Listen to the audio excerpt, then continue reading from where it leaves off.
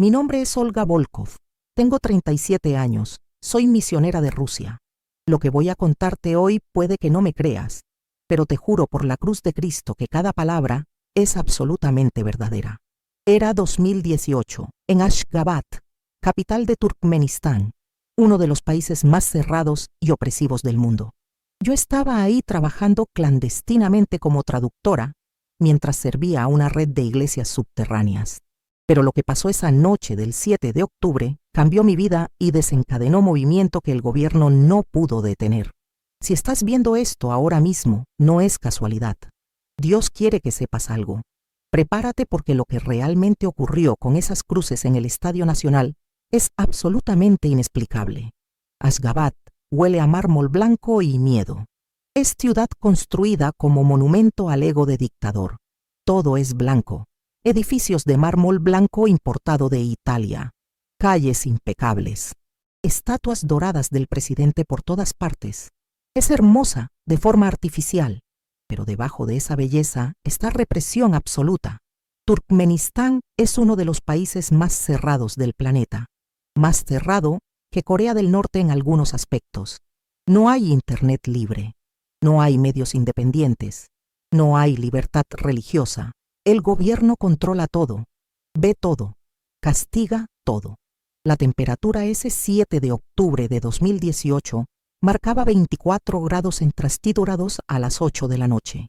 El clima era perfecto. Cielo despejado, sin viento, pero había tensión en el aire.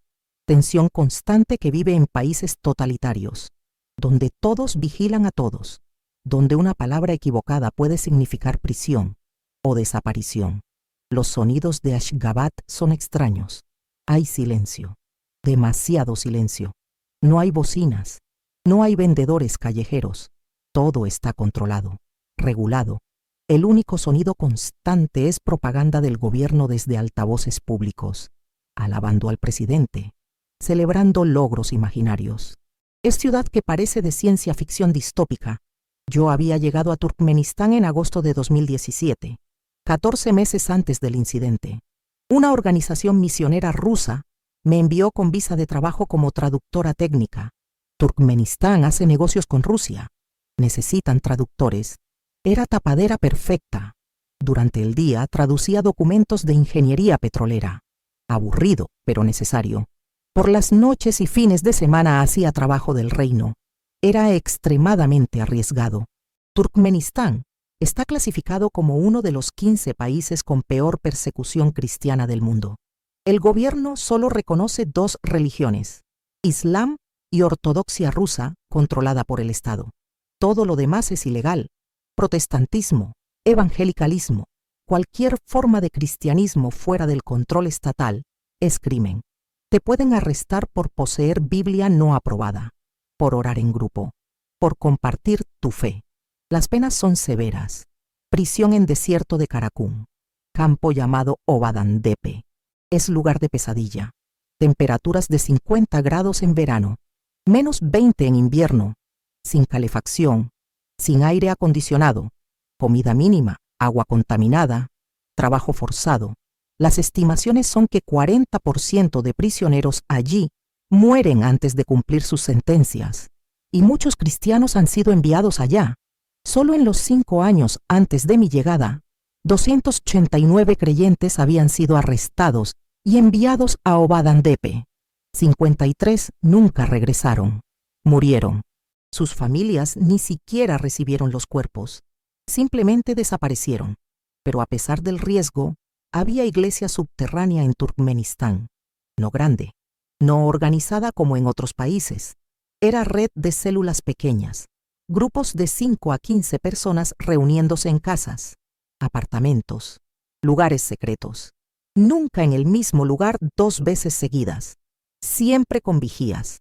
Siempre con rutas de escape planeadas. Era como iglesia del primer siglo.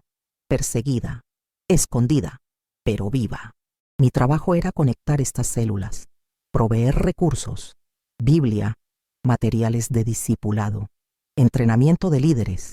También sacaba información, reportes de persecución, nombres de arrestados, para que organizaciones internacionales pudieran presionar al gobierno. Era trabajo peligroso. Cada día sabía que podía ser descubierta, arrestada, desaparecida, pero valía la pena, porque había almas hambrientas por Dios, gente que nunca había escuchado el Evangelio. En país musulmán nominal, donde incluso el Islam verdadero es reprimido, el Evangelio era agua en desierto. En mis 14 meses había trabajado con 23 células diferentes, aproximadamente 340 creyentes en total. Había entregado 267 Biblias, entrenado 34 líderes y había visto 89 personas aceptar a Cristo. Cada conversión era milagro, porque cada uno sabía el costo. Sabían que seguir a Jesús en Turkmenistán podía costar libertad, familia, vida, pero lo hacían igual. El 5 de octubre, 2 días antes del incidente, recibí mensaje codificado del líder de red llamado Pavel. Tenía 52 años. Era turcomano de etnia pero cristiano ortodoxo, convertido a evangelicalismo. Había sido arrestado 3 veces, pasado total de 9 años en prisión, pero nunca renunció. Su mensaje decía: reunión urgente de todos los líderes, domingo 7 de octubre a las 7 p.m. Ubicación Delta, es crítico. Ubicación Delta era código para complejo residencial en distrito Choganli, edificio de apartamentos soviético viejo, 5 pisos, concreto gris. Nadie sospechaba actividad cristiana allí. Respondí que asistiría. El 7 de octubre llegué a Ubicación Delta a las 6:45 p.m. Usé 3 autobuses diferentes. Cambié de ropa 2 veces. Técnicas básicas de contrainteligencia. Nunca puedes ser demasiado cuidadosa. El edificio era típico, feo, deteriorado. Subí al piso 4. Toqué en puerta del apartamento 412 con patrón específico. 2 golpes, pausa larga, 3 golpes rápidos. La puerta se abrió inmediatamente. Pavel me recibió. Su rostro mostraba urgencia. Hermana Olga, dijo en ruso, gracias por venir.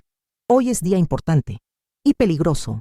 Como siempre respondí intentando aligerar el ánimo, pero él no sonrió.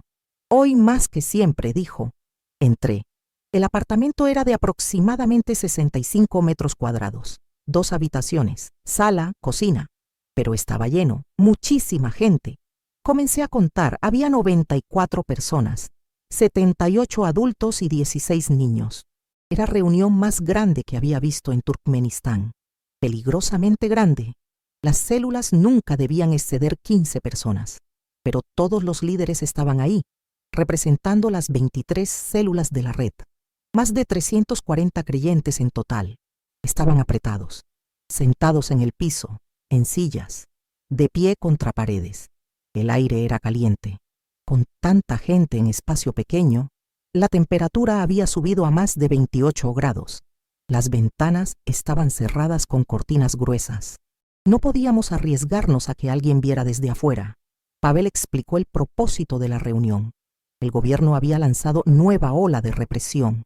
En las últimas 3 semanas habían arrestado a 34 cristianos, cerrado 7 células, confiscado todo. Biblias, materiales y algo nuevo. Habían comenzado a confiscar cruces, cualquier cruz, de cualquier tamaño, de cualquier material. Las consideraban símbolos de religión no autorizada. El presidente había emitido decreto. Todas las cruces debían ser entregadas voluntariamente o serían confiscadas por la fuerza, y los que las poseían serían arrestados. Era escalada significativa. Antes toleraban cierto nivel de práctica cristiana privada. Ahora atacaban los símbolos mismos. Pavel había convocado reunión para decidir qué hacer. ¿Entregaban sus cruces? ¿Las escondían? ¿Las destruían ellos mismos? ¿O se negaban y enfrentaban consecuencias? La discusión fue intensa. Algunos decían que cruz es solo símbolo, que Dios entendería si las entregaban para protegerse. Otros decían que entregar cruz era negar a Cristo, que debían resistir sin importar el costo. Pavel finalmente habló. Hermanos, dijo, he orado sobre esto, y creo que Dios nos está llamando a hacer declaración. No vamos a entregar nuestras cruces, vamos a traerlas todas aquí, esta noche, y vamos a orar sobre ellas. Vamos a consagrarlas de nuevo. y vamos a confiar que Dios nos protege. La decisión fue tomada. Pavel envió mensajes a las 23 células.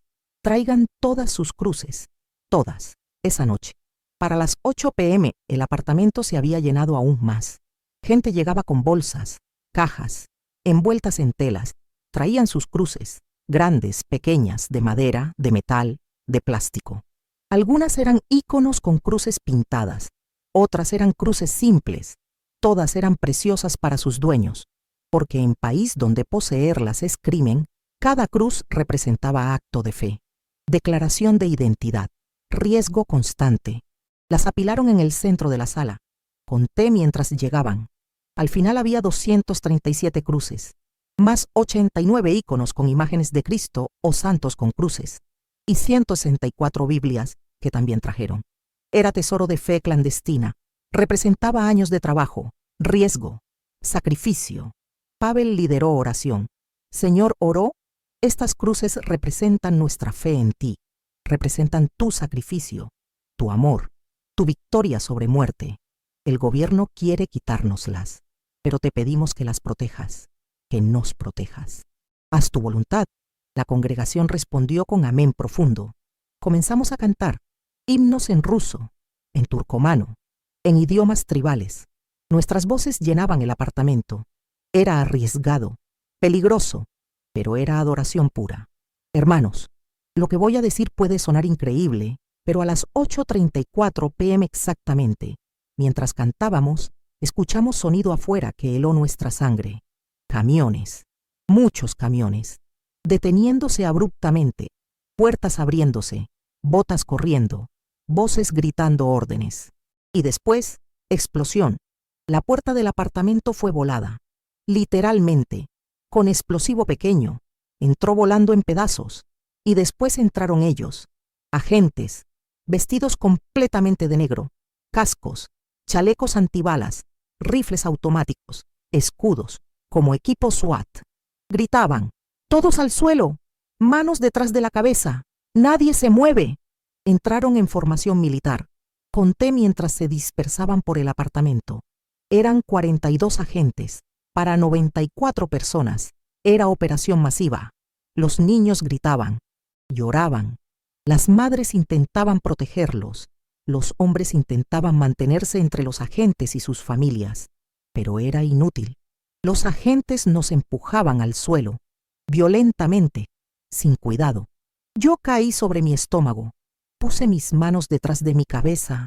Mi corazón latía tan fuerte que pensé que explotaría. El último en entrar fue hombre sin casco, sin chaleco. Vestía uniforme de coronel, verde oscuro, insignias del Ministerio de Seguridad Nacional.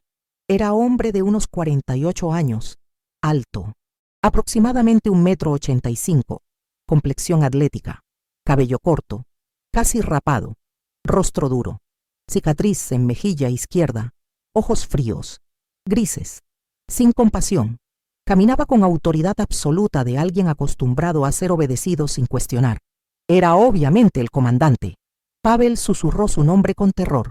Ruslan Berdimuhamedov, el carnicero de cristianos. Yo había oído de él.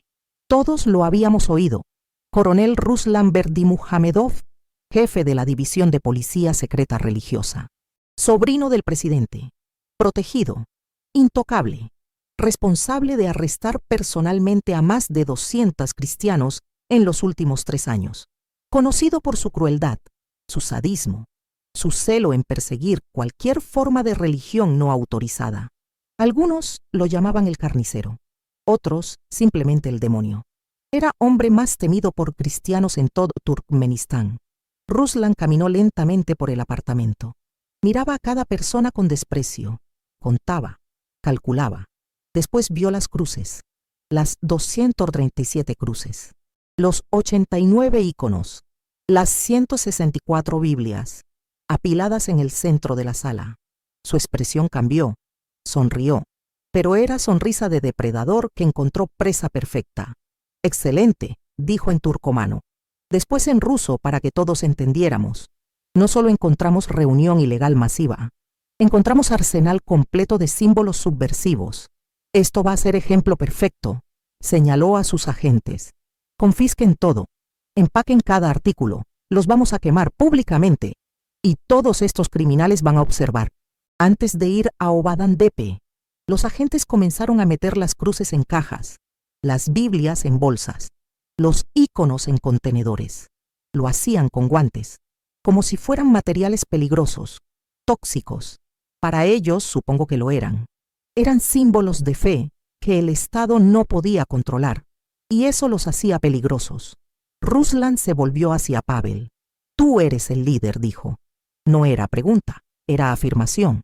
Pavel se puso de pie lentamente. Soy siervo de Jesucristo, respondió, voz firme a pesar del miedo. Ruslan rió. Eres traidor al Estado, a nuestro presidente, a nuestra nación, y pagarás el precio más alto. Todos ustedes pagarán.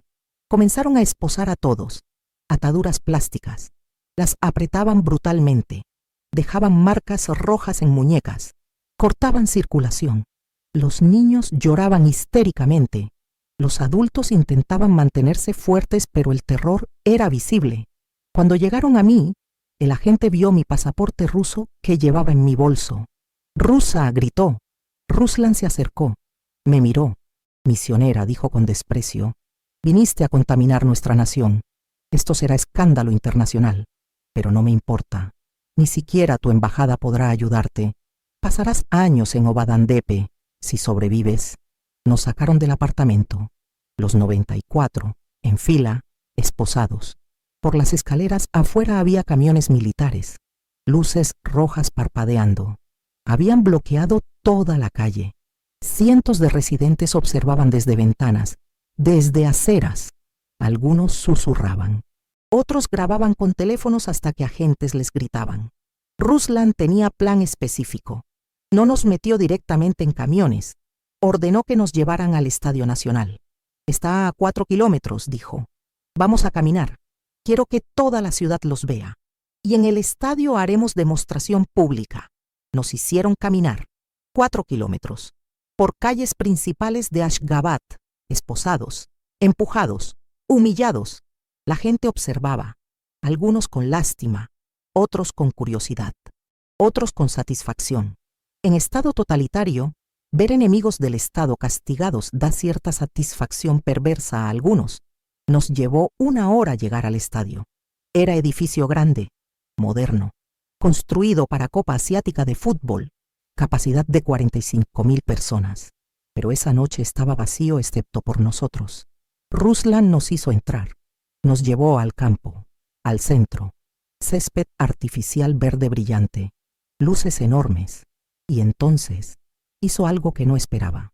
Ordenó a sus agentes que llamaran a ciudadanos, forzar asistencia. En Turkmenistán, cuando el gobierno ordena asistencia, vas, no hay opción. En 30 minutos, las gradas comenzaron a llenarse. 1,000 personas, 2,000, 5,000. Para las 10 p.m. había más de 12,000 personas, forzadas a venir, a observar, a ser testigos de lo que pasa a los que desafían al Estado. Ruslan tenía micrófono, sistema de sonido del estadio. Su voz resonaba. Ciudadanos de Turkmenistán, anunció. Esta noche presenciarán justicia. Estos 94 criminales, señaló hacia nosotros, han violado nuestras leyes sagradas, han traicionado a nuestro presidente, han importado religión extranjera, han poseído símbolos prohibidos y ahora pagarán. Estos objetos, señaló las cajas con cruces que los agentes habían traído, son herramientas de subversión, son veneno para nuestra sociedad y serán destruidos. Aquí, ahora, frente a todos ustedes, para que recuerden, para que sepan, no hay lugar para cristianismo no autorizado en nuestra nación. Solo hay lugar para lealtad al presidente, al Estado, a nuestra identidad nacional. La multitud estaba en silencio. 12,000 personas. No aplaudían, no abucheaban, simplemente observaban, con expresiones que no podía leer. Miedo, curiosidad, alguna compasión. Era difícil saber. Los agentes comenzaron a apilar las cruces en el centro del campo, las 237 cruces. Crearon montículo, pirámide de madera, metal y plástico. Alrededor agregaron los 89 íconos, las 164 Biblias. Era montaña de fe, de historia, de sacrificio, y estaba a punto de ser quemada. Ruslan ordenó traer combustible, gasolina, 4 bidones de 20 litros, 80 litros en total. Los agentes lo rociaron sobre las cruces. El olor era penetrante, llenaba el estadio. Nosotros, los 94 cristianos, estábamos arrodillados en el césped, a 20 metros del montículo, obligados a observar, rodeados por agentes armados. Ruslan miró a la multitud, después a nosotros, después a las cruces, sacó encendedor, caminó hacia el montículo. Esta es la paga de traición, dijo, y entonces encendió. La llama pequeña tocó la gasolina y explotó. El whoosh característico. Llamas naranjas y amarillas saltaron 3 metros de alto. El calor era intenso incluso a 20 metros de distancia. La multitud jadeó. Nosotros cerramos los ojos. Algunos oraban en voz baja, otros lloraban. Era doloroso ver símbolos de nuestra fe siendo destruidos. Pero hermanos, lo que pasó en los siguientes segundos dejó a todos sin palabras. Las llamas consumían el combustible, producían calor masivo, humo, pero las cruces no se quemaban. El fuego las rodeaba, las envolvía, pero no las tocaba. Era como si hubiera cilindro invisible alrededor de cada cruz. Protección sobrenatural. Las llamas pasaban alrededor, por encima, por debajo, pero no tocaban la madera, no derretían el metal, no consumían el plástico. Era imposible. Desafiaba toda ley de física, pero estaba sucediendo frente a 12,000 testigos. Ruslan miraba confundido. ¿Qué está pasando?, gritó a sus agentes. Pongan más combustible. Los agentes obedecieron. Vaciaron 3 bidones más, otros 60 litros. Empaparon las cruces completamente. Encendieron de nuevo. El mismo resultado, fuego masivo, llamas alcanzando 5 metros de alto, pero las cruces permanecían intactas. No un solo pedazo de madera carbonizado, no un gramo de metal derretido, nada. La multitud comenzó a murmurar. El sonido crecía, susurros, exclamaciones. Algunos decían milagro, otros decían que era truco del gobierno, prueba de tecnología nueva. Pero los que estaban cerca podían ver, podían sentir el calor real, podían oler la gasolina quemándose y podían ver que las cruces simplemente no se quemaban. Durante 17 minutos, desde las 10:47 p.m. hasta las 11:04 p.m., Ruslan y sus agentes intentaron quemar esas cruces. Usaron todo. Más gasolina, acelerante especial, sopletes. Nada funcionaba. El fuego rugía. Las llamas danzaban. El calor era insoportable para cualquiera cerca, pero las cruces permanecían completamente intactas, como si estuvieran en dimensión diferente, protegidas por poder que la ciencia no podía explicar. Nosotros, los 94 cristianos, observábamos llorando, no de tristeza, de asombro, de fe confirmada.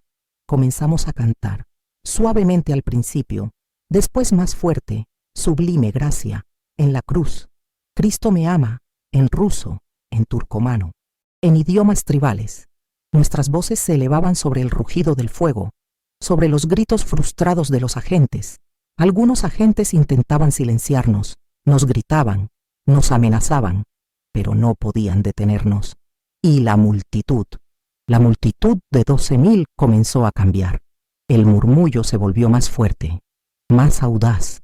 Algunos comenzaban a ponerse de pie, a señalar, a hablar abiertamente.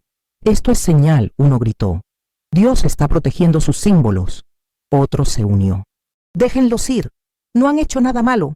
Las voces crecían. Ruslan sintió que perdía control. Ordenó a sus agentes que prepararan los camiones. Era hora de arrestarnos oficialmente, llevarnos a prisión, procesarnos. Los agentes nos levantaron, nos empujaron hacia la salida del estadio donde esperaban los camiones militares. Hermanos, antes de contarles lo que pasó a continuación, quiero pedirles algo muy importante.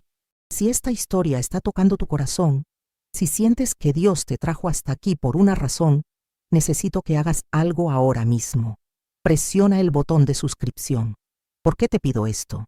Porque este canal me ha permitido venir hasta aquí para compartir este testimonio con el mundo. Historias como la mía son más comunes de lo que parece, pero pocas veces llegan a quienes las necesitan escuchar. Al suscribirte, no solo apoyas este canal, ayudas a que más personas como yo puedan traer sus testimonios aquí, narrados por este hermoso canal que Dios está usando para tocar corazones. Si ya estás suscrito, déjame tu opinión en los comentarios. ¿Has vivido algo similar? ¿Qué te está enseñando este testimonio? Tu experiencia puede ser exactamente lo que otra persona necesita leer hoy. Y ahora sí, déjame contarte cómo Dios intervino una vez más de forma que nadie podía predecir. Mientras nos empujaban hacia los camiones, algo extraordinario comenzó a suceder. El cielo, que había estado completamente despejado toda la noche, comenzó a cambiar.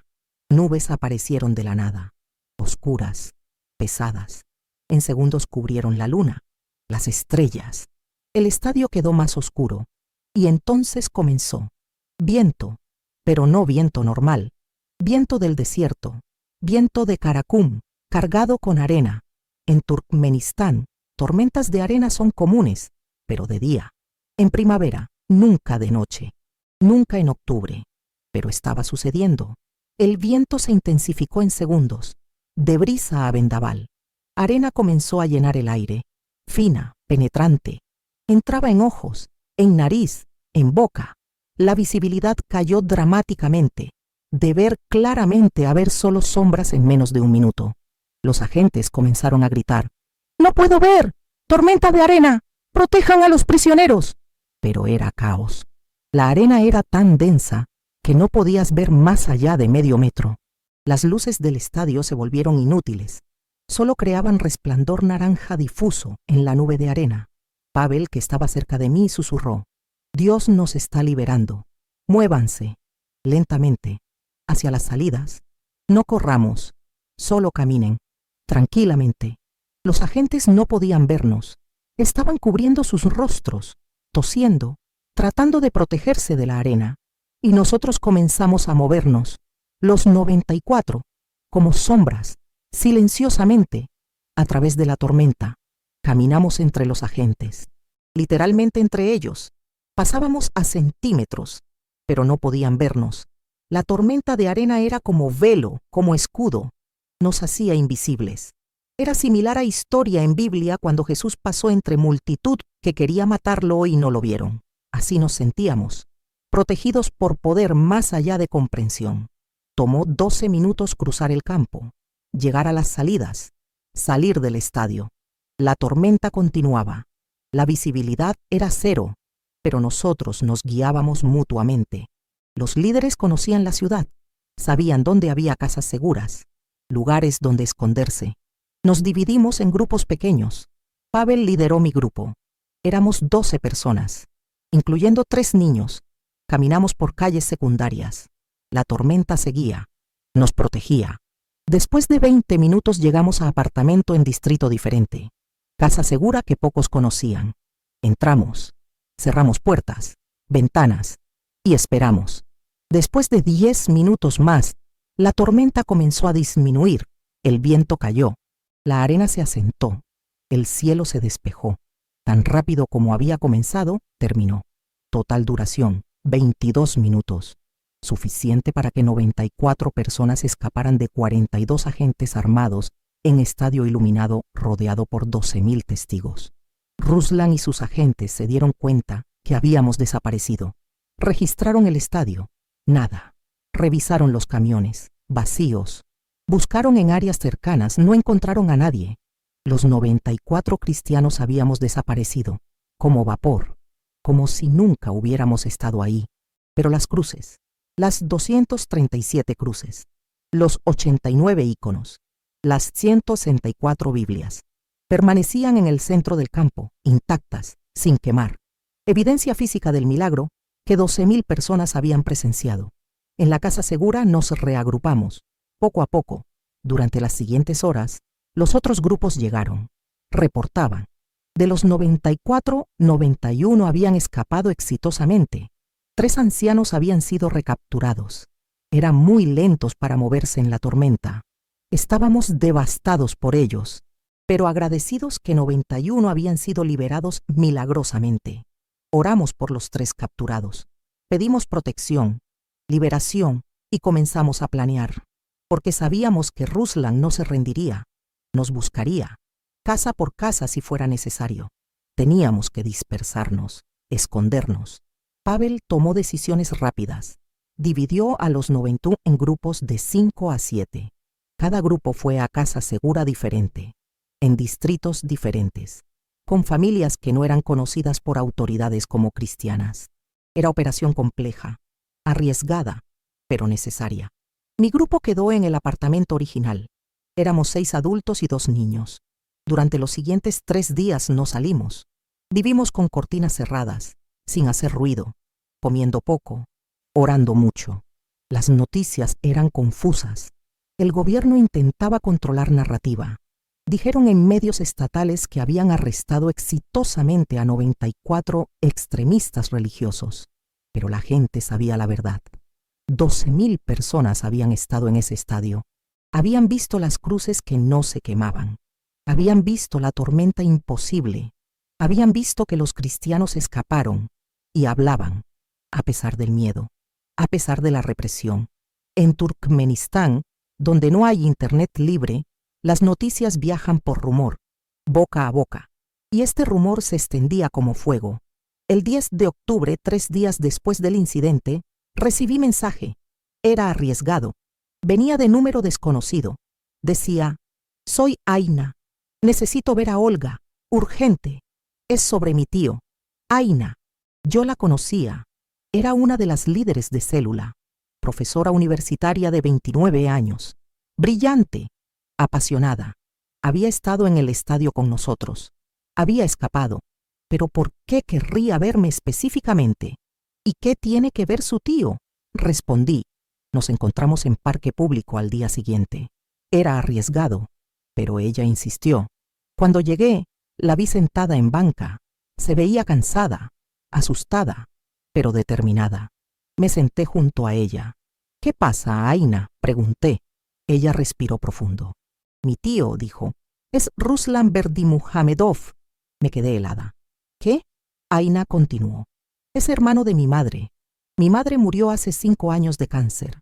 Antes de morir, le hizo prometer a Ruslan que cuidaría de mí. Él lo prometió. Pero yo me mudé a Ashgabat para estudiar. Perdimos contacto. No lo he visto en 8 años. Él no sabe que me convertí al cristianismo. No sabe que estoy activa en iglesia subterránea. Pero ahora, después del incidente del estadio, me está buscando. No para arrestarme, para asegurarse de que estoy bien, porque le llegó rumor de que tal vez yo estaba entre los 94, y está desesperado. Siente que está fallando a la promesa que le hizo a mi madre. Mi corazón latía rápido. Esto era complicado, peligroso, pero también oportunidad. ¿Qué quieres hacer?, le pregunté. Aina me miró con determinación. Quiero encontrarme con él. Quiero decirle la verdad. Quiero que sepa que soy cristiana. Y quiero compartirle el evangelio. Sé que es arriesgado. Puede arrestarme. Puede enviarme a Obadan Depe. Pero siento que Dios me está llamando de hacerlo. Que tal vez, solo tal vez, Dios quiere usar esto para alcanzar a mi tío. Le dije que orara, que consultara con Pavel, que no tomara decisión impulsiva.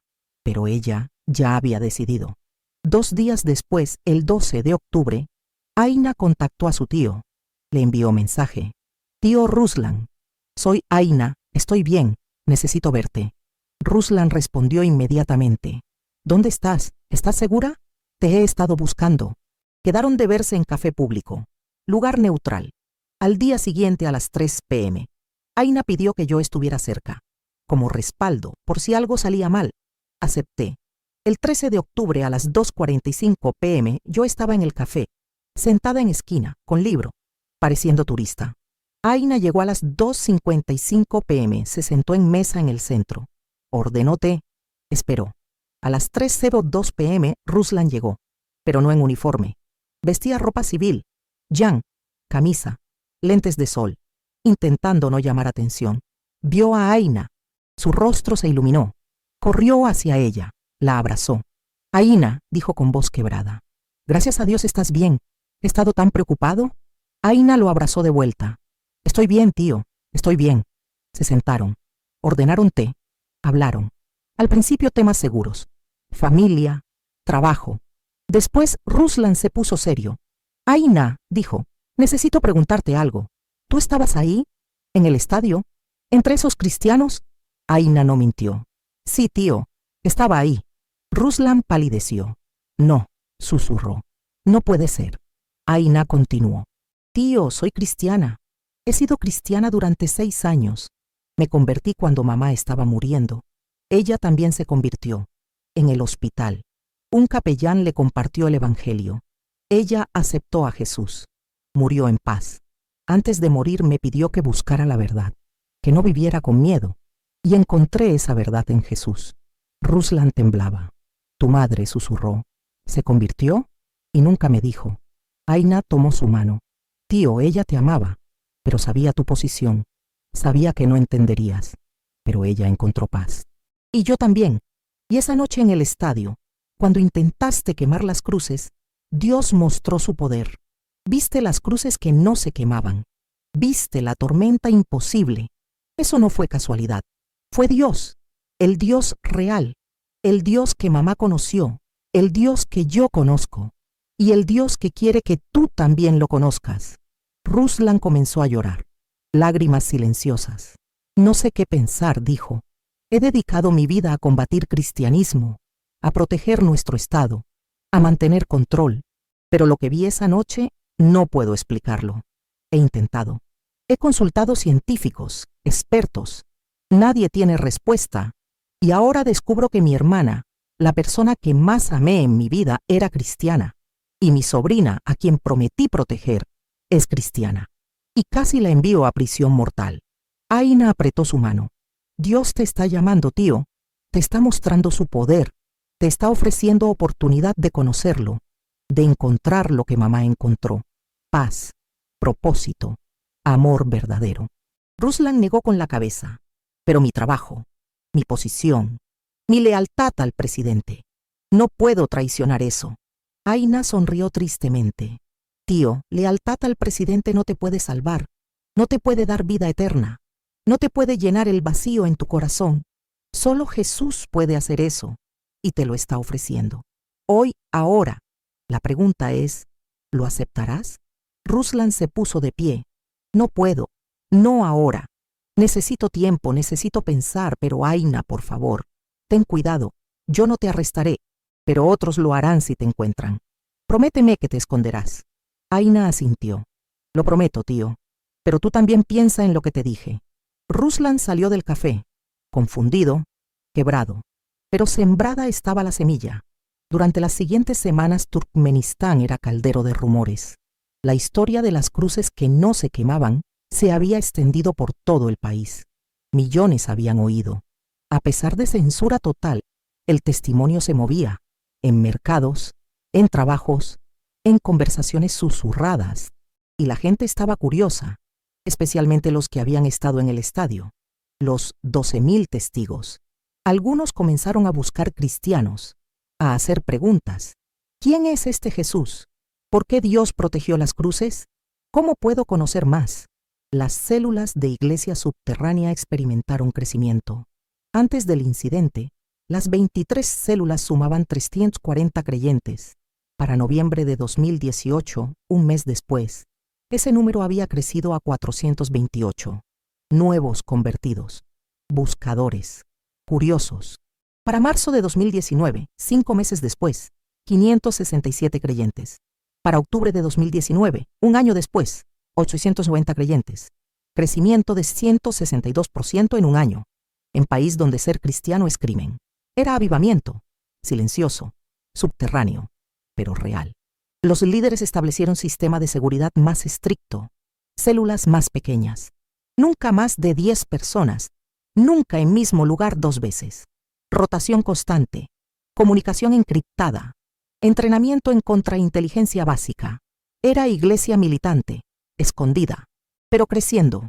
Las 237 cruces que no se quemaron se convirtieron en reliquias sagradas, Fueron distribuidas secretamente a las células. Cada célula recibió al menos una. Las guardaban como tesoros. Las usaban en adoración. Las tocaban cuando oraban.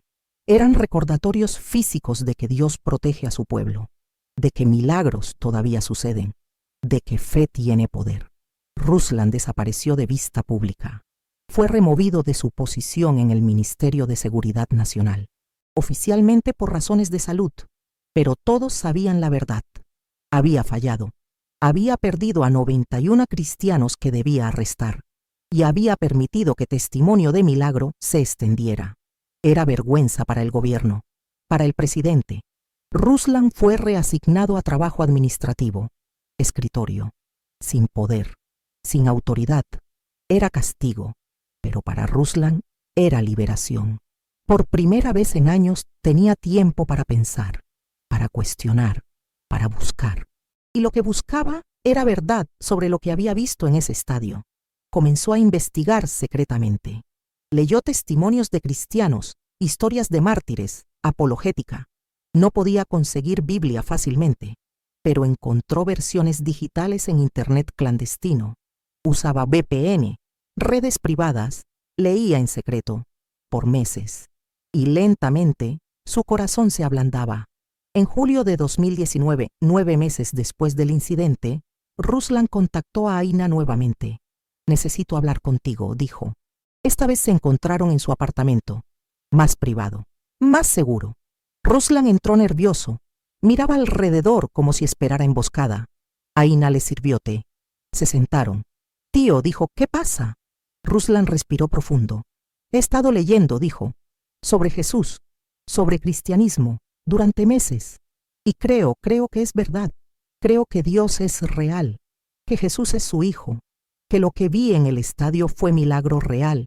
No truco, no tecnología, milagro». Aina comenzó a llorar. «Tío», susurró, «¿estás diciendo que quieres aceptar a Jesús?» Ruslan asintió. «Pero tengo miedo. He hecho cosas terribles. He arrestado gente inocente. He torturado. He enviado personas a morir. ¿Cómo puede Dios perdonarme?» Aina tomó sus manos. «Porque eso es lo que Él hace. Esa es su naturaleza. Él perdona lo imperdonable». Aina explicó el Evangelio, con paciencia, con amor. Ruslan escuchaba como hombre sediento. Después de 1 hora hizo la pregunta: «¿Qué tengo que hacer?» Aina sonrió. «Solo creer, solo aceptar. Jesús ya hizo el trabajo. Murió por tus pecados. Resucitó. Te ofrece vida nueva. Solo tienes que recibirla». Ruslan cerró sus ojos. Jesús oró con voz temblorosa. «No sé si me escuchas. No sé si me puedes perdonar, pero he visto tu poder. He visto que eres real y quiero conocerte. Quiero lo que mi hermana tenía, lo que Aina tiene. Paz, perdón, vida nueva.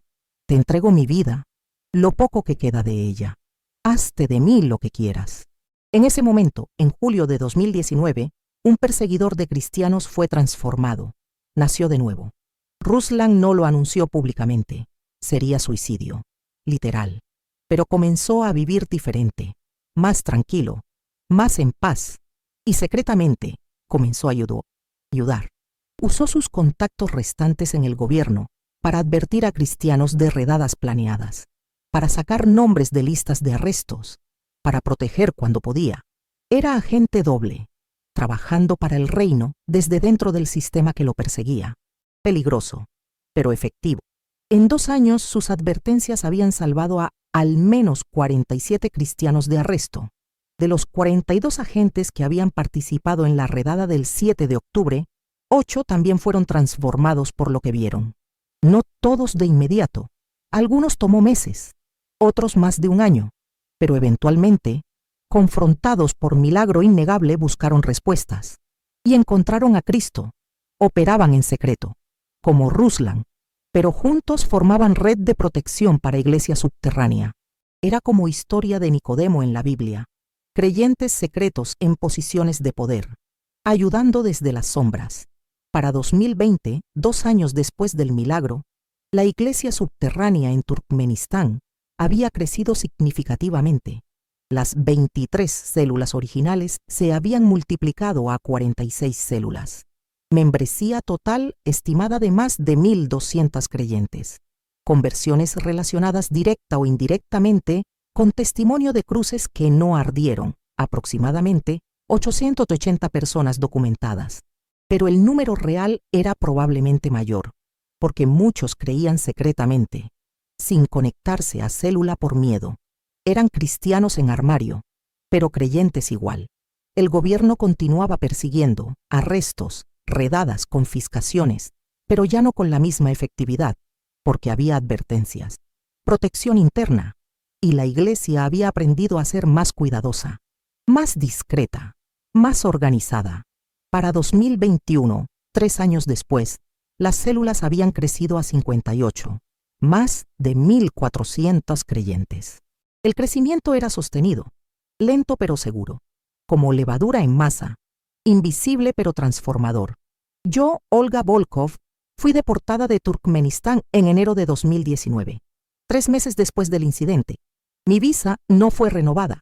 Me dieron 72 horas para salir, pero esos 3 meses adicionales fueron preciosos. Entrené líderes, establecí sistemas, preparé la iglesia para continuar sin mí, porque el trabajo no dependía de mí, dependía de Dios, y Él levantaría a quien necesitara. Desde Rusia continué apoyando, recaudando fondos, coordinando envío de Biblias, manteniendo comunicación con líderes. El trabajo continuaba, la iglesia crecía. Hermanos, mientras les cuento el impacto que este milagro sigue teniendo, quiero pedirles algo.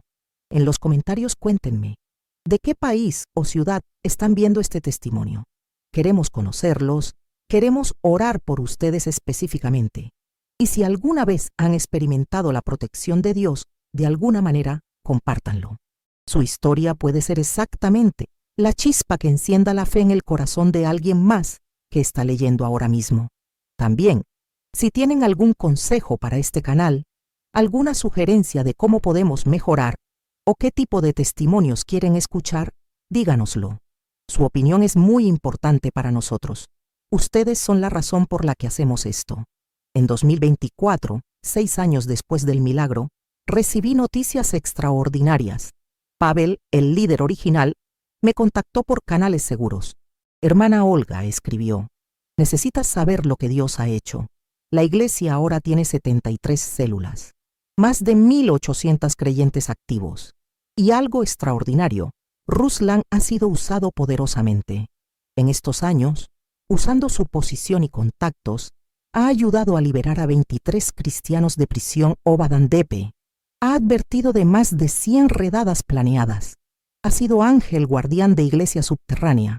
Y hace un mes se retiró oficialmente del gobierno. Ahora vive tranquilo. Y discretamente lidera estudio bíblico de 12 exoficiales del gobierno. Todos convertidos. Todos sirviendo secretamente.